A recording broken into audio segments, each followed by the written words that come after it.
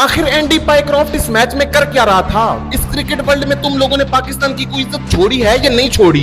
इन इशारों पर ध्यान देने की बजाय अगर तुमने मैच जीतने पर ध्यान दिया होता तो इंडिया वालों को ज्यादा आग लगती। तो आ गए आप लोग। कल का मैच देखने के बाद कुछ शर्म तो आई होगी, या फिर हमारे प्लेयर्स की इन ओछी हरकतों को देखकर आप भी खुश हो गए होंगे और मैच को भूल ही गए होंगे। हारिस रऊफ या फिर साहिबजादा फरहान, ये हरकतें तब अच्छी लगनी थी जब तुम लोग मैच जीत जाते। 2023 के एशिया कप में हारिस रऊफ ने ईशान किशन को आउट करने के बाद उंगली का इशारा किया था, लेकिन उस वक्त पाकिस्तानी अवाम भी हारिस रऊफ के पीछे खड़ी थी क्योंकि पाकिस्तान वो मैच जीत रहा था।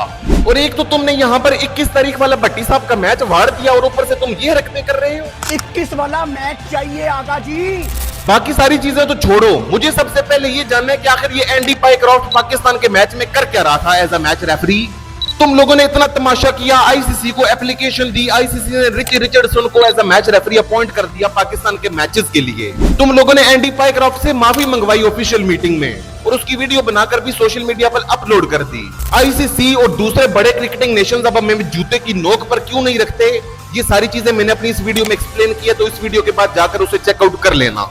अब आगे बढ़ते हैं मैच की तरफ। तो तुम लोगों को कौन सी चुल मची हुई है फखर जमान को ओपनिंग करवाने की? तुम लोगों के पास कौन से मिडिल ऑर्डर में एबी डिविलियर्स और फाफ डुप्लेसी और पता नहीं सूर्य कुमार यादव बैठे हुए हैं? जिन लोगों को तुम एज एन एग्रेसिव ओपनर क्या कर लाए थे, उन्हें ओपनिंग करवानी थी। साइम अयूब से करवानी थी, मोहम्मद हारिस से करवानी थी, हसन नवाज से करवानी थी ओपनिंग। फखर जमान एकदम से कहां से आ गया बीच में? ओमान वाला मैच देख लो, इंडिया वाला मैच देख लो, या फिर यूएई वाला मैच, फखर जमान ने मिडिल ओवर्स में आकर टीम को संभाला था। लेकिन यहां से तो तुमने फखर जमान को उठाकर सीधा ओपनिंग करवा दिया, और वो बेचारा तो ओपनिंग करते हुए अच्छी बैटिंग कर रहा था, लेकिन उसकी किस्मत खराब रही। बॉल सीधा बाउंस करके संजू सैमसन के हाथ में गई थी, लेकिन अंपायर ने तो पता नहीं कौन सा चश्मा लगाया हुआ था जो उन्हें वो बॉल नजर ही नहीं आई। एक तो तुम लोगों ने ये भंड मारा ही, लेकिन दूसरा भंड ये मारा कि अपने game changer the king Hasan Nawaz को ही मैच से बाहर बिठा दिया, जिसे कहा जाता था बाबर आजम, मोहम्मद रिजवान की रिप्लेसमेंट। लेकिन ऑल इंपॉर्टेंट मैच में जहां पर तुम लोगों को जीत लाजमी थी, क्योंकि इज्जत और एशिया कप दोनों दांव पर लगे हुए थे, लेकिन उस मैच से तुमने हसन नवाज को बाहर ही बिठा दिया। अगर तुम लोगों ने इस मैच में हसन नवाज, साइम अयूब या फिर मोहम्मद हारिस से ओपनिंग करवाई होती और फखर जमान को मिडिल ऑर्डर में खिलाया होता, तो पाकिस्तान का स्कोर कम से कम 200 के करीब तो पहुंच ही जाता, क्योंकि 10 ओवर्स के बाद हमारी एक विकेट गिरी हुई थी 91 रन पर। लेकिन उसके बाद तो हमने right hand left hand combination चलाना था, और इसी वजह से हमारे कैप्टन सलमान अली आगा साहब बैटिंग करने के लिए नहीं आए। Right hand left hand combination के चक्कर में तुम लोग आधे अधूरे बैटर्स को ऊपर बैटिंग करने के लिए भेज रहे हो। मोहम्मद नवाज क्या कोई बेहतर बैटर है सलमान अली आगा से? एंड में आकर भी तुमने बैटिंग की ही ना, और ठीक ठाक रन भी बना दिए और पाकिस्तान का स्कोर 171 रन तक पहुंचा दिया। इसलिए अगर पहले ही तुम, जब साहिबजादा फरहान की अच्छी फॉर्म चल रही थी और वो तेजी से रन कर रहा था, अगर उस वक्त तुम बैटिंग करने के लिए आते तो शायद ये स्कोर कम से कम 200 के करीब पहुंच जाता।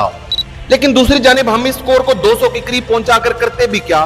शाहीन अफरीदी अभिषेक शर्मा से ऐसे मार खा रहा है जैसे कि ये कोई क्लब लेवल का बॉलर हो और सामने एडम गिलक्रिस्ट बैटिंग कर रहा है। अबरार अहमद की इकोनॉमी इस पूरे एशिया कप में इस मैच से पहले थी 3.5, लेकिन रात के मैच में उसे भी रन हुए कि कोई दूसरी तरफ से उसे कोई सपोर्ट नहीं मिल रहा था। अब वो अकेला बेचारा कितनी कोशिश करे। हारिस रऊफ ने अच्छी बॉलिंग की, पाकिस्तान को मैच में वापस लाने की कोशिश भी की, जहां पर उन्होंने सूर्य कुमार यादव और संजू सैमसन को आउट भी कर दिया था। लेकिन दूसरी जानिब से किसी भी बॉलर का सपोर्ट नहीं मिल रहा था, ना तो शाहीन शाह अफरीदी, ना ही फहीम अशरफ, ना ही मोहम्मद नवाज और ना ही कोई और बॉलर। अबरार अहमद और हारिस रऊफ के 8 ओवर्स अब तुम लोगों को मैच तो नहीं थे ना जितवा सकते। वैसे हारिस रऊफ और साहिबजादा फरहान ने जो इशारे किए हैं, उनके ये इशारे करना बनता भी था, क्योंकि उन दोनों की परफॉर्मेंस अच्छी थी।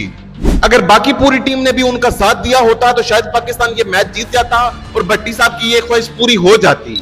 लेकिन खैर, जो भी होना था वो हो चुका।